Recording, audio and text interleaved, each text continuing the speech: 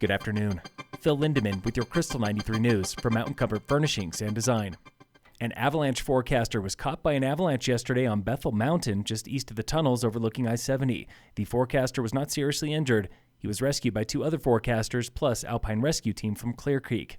Says the CAIC in a post on Facebook, this incident highlights that even risk management planning does not eliminate the inherent risk of working in the backcountry. Dam Road and the nearby wreck path are still buried under thousands of tons of rock. The earliest estimate for reopening was this weekend.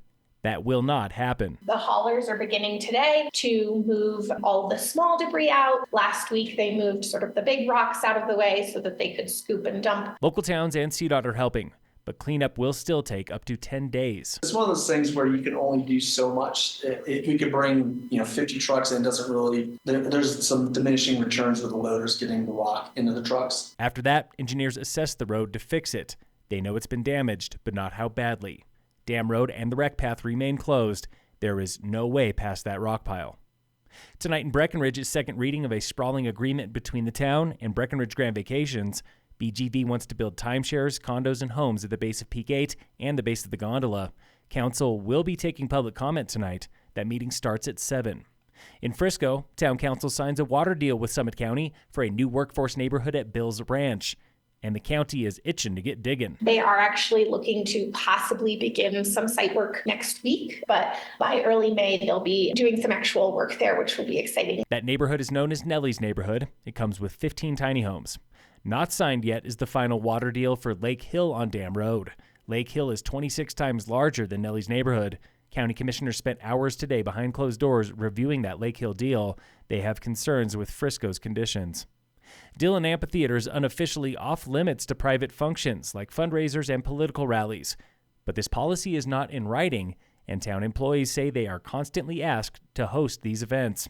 Tonight, they want council to consider, should Dillon Amp be open to anyone for a price? Staff wants that answer ASAP. Summit School Superintendent Dr. Tony Bird is catching flack for calling school committee volunteers privileged white people at a January meeting. The Facebook group Summit School District Watch accuses the school board of anti-white messaging and training. In today's Summit Daily, Bird apologized, saying he made that comment out of frustration after the most recent board election.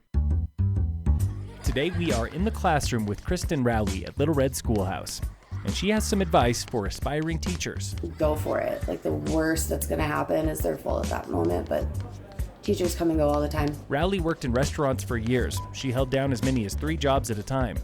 So how did this teaching thing happen? Little Red had an ad out, and I was like, okay, like I'll check it out. Like I would love to just like explore my options. And I came in the first day, I read the kids a story, and I absolutely loved it. And they were like, okay, you have the job. She admits she got lucky, but luck was only part of it. Everybody that works in early childhood that I've ever met have been the kindest, most understanding, empathetic people. Today, Little Red Schoolhouse is supporting her as she gets her teaching degree.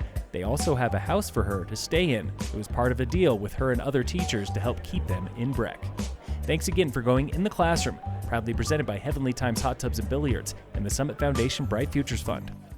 In sports, the Rockies host the Diamondbacks tonight at 6:40. The Nuggets are playing the Jazz at 7. The Avalanche have the Wild at 7:30. They're playing on ESPN.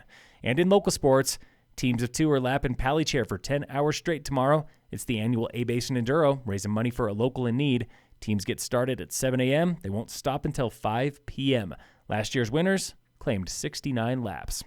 And in preps, Summit High Girls Lacrosse is playing Roaring Fork at home today. Boys Lacrosse has Glenwood away.